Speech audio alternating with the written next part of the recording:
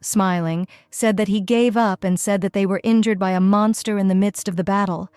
She was just waiting for this, so she quickly slipped the documents. Tadem.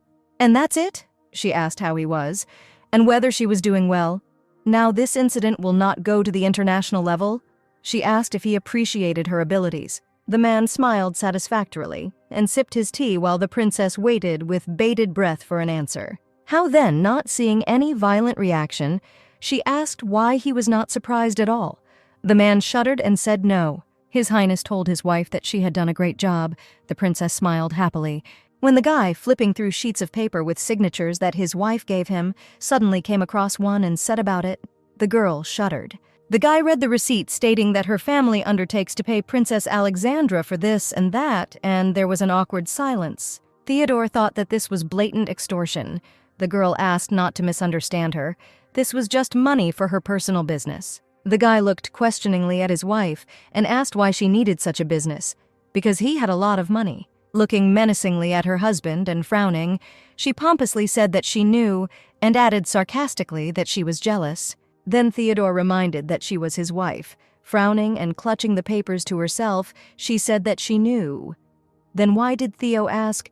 She has other political reasons to be sure to open her own business. Do you need any other reasons besides money to start a business? Besides, the estimate that was provided to him shows that she should spend the prince's money and not her own, she said. When Alessandra thoughtfully asked her partner, now he can seriously help her with her business, Theodore thought, and looked away. But he never had time to give an answer, when suddenly a voice from the outside addressed the princess and His Highness Theodore. And then Lady Diana appeared in front of them, looking a little worried at the couple at the table. Then the girl, putting her hand on her chest and smiling, said that Diana Palamon greets His Highness the Prince and Princess. The princess looked in surprise at the girl who was holding the newspaper in her hands.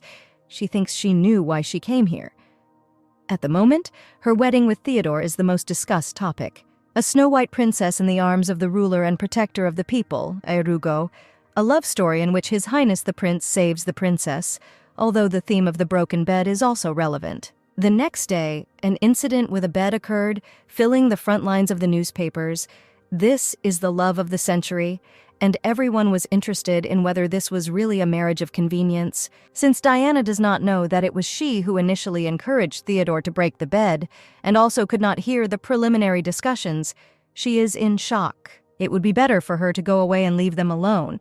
They have already discussed primary issues, so they will talk about business when they are alone, and rose from her chair. When Diana turned to the princess and asked if she could lend her His Highness Theodore for a while, she had something to say. Alexandra wondered if she interrupted on purpose, although she had the same idea, and although it hurt a little, she said okay. But suddenly Theodore did not let her finish and grabbed his wife's hand and told Diana that he and his wife were now talking. While the princess looked at her husband in surprise, his friend was very amazed at her lover's behavior towards her. The girl, out of irritation and anger, pursed her lips and tensed her whole body. That's how she said and apologized for her ignorance. Lowering her head, she more calmly said that she apologized, turning to the princess. Theodore looked at his childhood friend from under his forehead, and Alexandra understood that the situation had become tense. It was her husband who refused her, not she, but she apologized to her, and the princess said that the girl did not need to apologize to her. The girl smiled in confusion in response. When suddenly, burning through his old acquaintance, he turned to Diana with a cold gaze. The girl smiled joyfully and asked what he wanted to tell her. But with a gloomy look and frowning eyebrows, he calmly said, as now the princess is his wife, she should address her as Her Highness. The blue-haired girl shuddered. Diana trembled with anger. Her eyes widened. Her hand also shook with irritation, and said that it didn't turn out nicely. It was out of habit. She addressed Sasha as Her Highness the Princess. She said, yes, great, and asked to be called that way in the future, and she thought about what kind of atmosphere this was. Not understanding what kind of confrontation this was, she did not like being the third wheel in the relationship between two lovers, and she needed to leave them alone. The girl patted her husband's hand, wanting him to let go, and said that she and Theodore had almost finished their conversation, so they could. The guy turned sharply at her with displeasure. He squeezed Alexandra's hand even more tightly, making it clear that he would not let her go, and she accepted that then they would talk right here, while Diana beamed. She happily asked if it was possible and cordially thanked Her Highness the Princess. Theodore exhaled heavily. The princess did not know what happened between them, but decided to find out. She needed to satisfy her personal interest, because the pastry chefs in this palace are the best in the world. Smiling, Alexandra told Diana to also join the meal, saying that there are excellent pastry chefs here. So the food is delicious. The girl with blue hair arched her eyebrows and grinned and asked incredulously about the pastry chefs. Diana thought that it seemed that she did not know what the upper class was since she lived in captivity. Theodore is not a fan of such desserts. Of course, there is a professional pastry chef working in the palace, but if you compare the desserts here with other salons, I was very surprised when I tried the dessert. After all, before, the pastry chef in Theodore's palace was not distinguished by his skill, but this is a completely different level, and this is clearly a new chef. But she knew that Theodore didn't like sweets, but he hired a new pastry chef. Diana thought why he did this on purpose. It's not in his style. Princess Alexandra kept advising the girl to try other desserts, but then she noticed her facial expression. She realized that Diana's face did not radiate happiness and thought maybe she didn't like tarts at that time. The girl was trembling with anger and resentment. So she looked at her face and felt this feeling of déjà vu, thought what it reminded her of, and remembered the situation at the wedding. How then Alexandra said that she acted inattentively and, apologizing to Diana, said that she did not need to force herself to eat. The blue-eyed girl looked at Her Highness in surprise and thought about the fact that she apologized, although there was no reason for this. When Diana thought about it and realized that she was smart, it seemed that she kindly invited her to the table. But it was a trap. The girl thought that the princess wanted to make her an ill-mannered lady, that she was refusing her, that she was trying to prove that she was superior to her. Diana asked Her Highness the Princess not to apologize, because she was just speechless for a second at how worried she was about her. Playing on feelings, the cunning fox said that she was sorry and asked if she, Diana, had upset her. The girl thought to herself whether she could answer anything. Did she really think that it would be possible to denigrate her in Theodore's eyes? Alexandra looked at the girl in surprise, as if she kept thinking that she would trample her, no matter what excuse she came up with. The princess looked dumbfounded, first at her husband, then at Diana, and said, "No, why would she need to spoil her mood? That wasn't the point." How then she moved closer to Diana and told her in a quiet voice that she felt bad inside. The girl asked what the princess meant. Sasha quietly said that it was because of poor bowel function, but Theodore heard everything. Diana, disgusted and fearful of the girl, asked if she was talking about the intestines. The princess nodded in the affirmative, and the first one did not understand what she was talking about. Alexandra said that this food was not suitable for her symptoms. That's why she didn't eat, but she forced her. The girl with blue eyes looked at the princess in shock, not understanding what she was talking about, and she asked if it was difficult for her. Moving the tarts and other desserts away from Diana, the princess said that flour was contraindicated, and persimmons were the worst enemy, and there was caffeine in general. She reflected that she eliminated these foods from her diet because they were related to her problem, and she felt ashamed for first feeding and then taking everything away. Concerned, she asked if Diana was okay last time. She was talking about the day they met in the bride's room. Her Highness, the princess, said that she then ran so quickly to the ladies' room. Diana was taken aback. Really, the blue-eyed princess thought worriedly.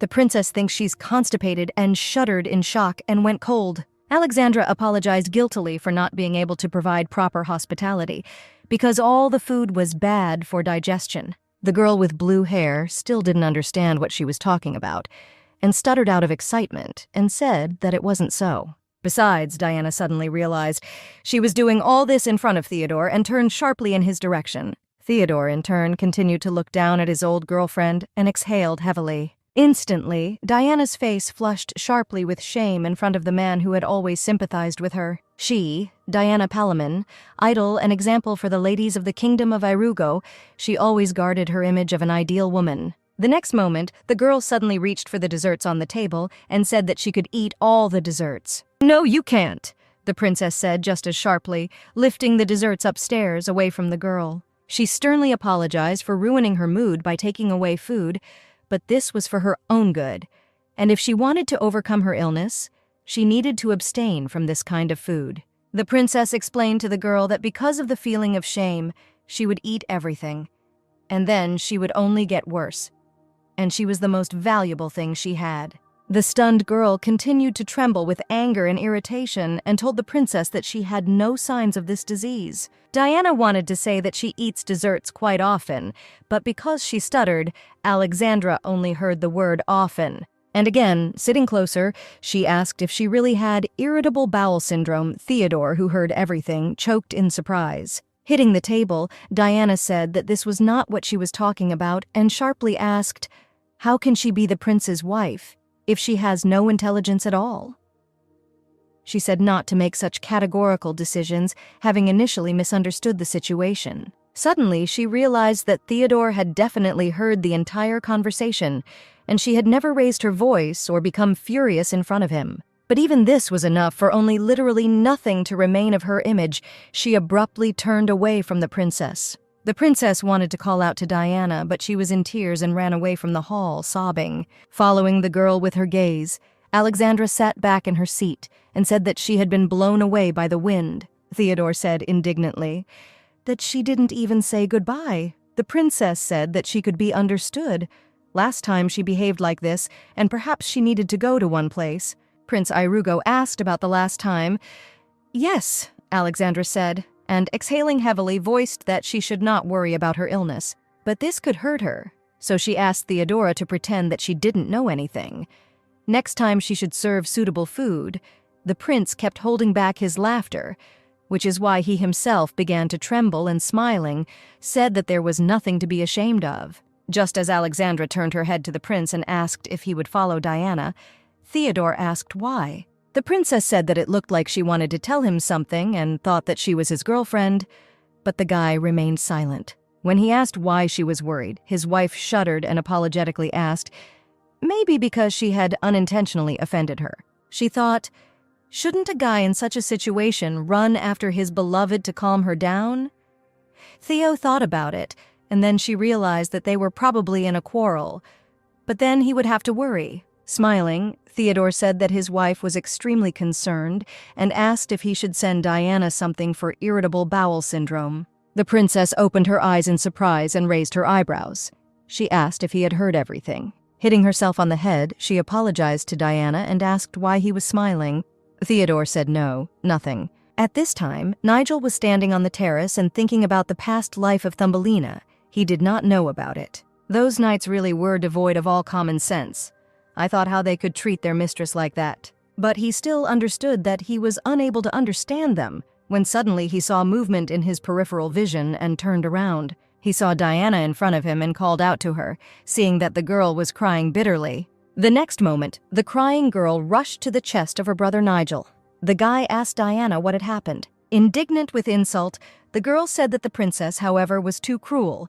She deliberately humiliated and insulted her in front of Theodore. She treated her like garbage, Diana thought with pursed lips, and decided that she would have no mercy, and repeated this phase several more times in her thoughts. The guy worriedly turned to Diana, his good friend, and put a supportive hand on her shoulder. The next moment, the blue-eyed girl, no longer crying, raised her eyes and smiled at her brother. Scratching the back of his head, Nigel smiled and asked if His Highness Theodore hadn't said anything. He asked not to misunderstand him. It is possible that Her Highness the Princess conveyed her message incorrectly due to the difference in their cultures. Most likely he did not have malicious intent. Diana sincerely did not understand what was happening among the three friends. It was Nigel who was most hostile towards the Sylvans and did not understand why his reaction had completely changed. The girl was worried and looked at her friend in shock and stuttered and called him by name. Nigel asked not to misunderstand his friend. He definitely did not like Her Highness the Princess. He was loyal only to their prince. Smiling, he said, His Highness takes good care of his people, so if something bad happened to her, he would protect her. But he did not reprimand Her Highness, which means she had no malicious intent. He said that she should understand her. She is Charles's sister, and His Highness values her very much. Diana clenched her teeth, and the next moment, smiling, she turned to brother Nigel. She thought that he was useless and said that he was the most devoted warrior of His Highness Theodore. She considered herself not just Charles's sister, but a special woman for the prince, and said that she was hot-tempered. The general nodded. She thought that he would stick a knife in her and start a brawl. She didn't understand why he became so kind to her so suddenly. She continued to think about how useless he was, and smilingly asked Nigel if he knew that he only wished His Highness well-being. "Of course the guy said then," Diana asked. "Maybe we should stop the investigation into the princess." The general shuddered. "She said that they say the princess is dating another man. She decided to spread a rumor about the immorality of the princess. She is a good person, but she did not want there to be any misunderstanding." Diana decided that she would stir things up and prove her immorality. Nigel looked at her in surprise and concern. He fell silent for a moment and clenched his fist forcefully and said that it looked like she had misunderstood him. Lowering his head, the general said that His Highness interfered in their conversation, which means it was just a misunderstanding, and Her Highness is a good person and definitely could not do that. He threateningly told Diana that there was no need to overthink it. He would find out everything in detail. If the princess handed over His Highness, then she would not be able to avoid Nigel's sword. The girl said that she, who wished His Highness Theodore only well-being, would trust him. The first wedding night is important, but the second should not be forgotten either through secret sources. They learned that His Highness Theodore was now taking aroma baths, Rihanna said. Camilla said how excited His Highness would be that night and asked the princess. She was also waiting for this moment. Rihanna told His Highness the princess that they had prepared a full-fledged care and said to enjoy. The maids were positive. But then silence fell in the room. When Princess Alexandra raised her hand and smiled and said that she had passed, what did the chambermaids ask? Loudly and in one voice, sadly drawing out the vowel. But Sasha had already taken a regular bath in the first half of the day, and now also an aromatic one. And with a wave of her hand, she said that she would just wash herself. The girl said upset that His Highness Theodore was taking aroma baths and asked if she shouldn't get ready too. The princess understood what they expected, but their relationship was ostentatious, and this procedure had nothing to do with her. The maids were all trying to persuade their mistress. Alexandra thought maybe they should go for a swim if that's what they wanted, but she said she was fine, and she definitely wouldn't need the aroma oils. Her court ladies were completely defeated, alarmed and discouraged by the princess's behavior. Her Highness said that she wanted to think while washing, so she asked not to disturb her. The ladies shuddered and froze. Camilla began to say something in a trembling voice, when suddenly a noticeable blush formed on the faces of all the girls and admired her. Rihanna said that they still have to study and study. They serve with all their hearts, but they are overdoing it. Confusedly, they talked about how at the very beginning of a relationship, lovers are excited by the pheromones that their bodies emit. Blushing, Rihanna said they should prepare for a massage. It seems they misunderstood her, Alexandra thought as she walked behind the curtain. To interpret words this way is a kind of talent. Here she was, wiping her face with a soft towel and thoughtfully looking to the side. She thought that she needed to keep an eye on them from time to time, in case they were as useful as the knights in that fight, and if anything would be reflected in the water surface. During all this time, the Emperor's eye gave her only useless information, such as a film about an unexpected change in weather, the construction of an anthill, and much more. Peering at my reflection in the surface, I wondered if there would be useful visions today. She turned away from the sink filled with water and thought that the Amarins seemed like a funny idea to her. For example, here is the image of Theodore, thoroughly washed, leaving the bath. He seemed like a man who would simply prefer to wash himself. And that's all. She did not expect this. Also, this manner with which he communicates with Diana, maybe he was so relaxed, all because he is a womanizer, the princess thought.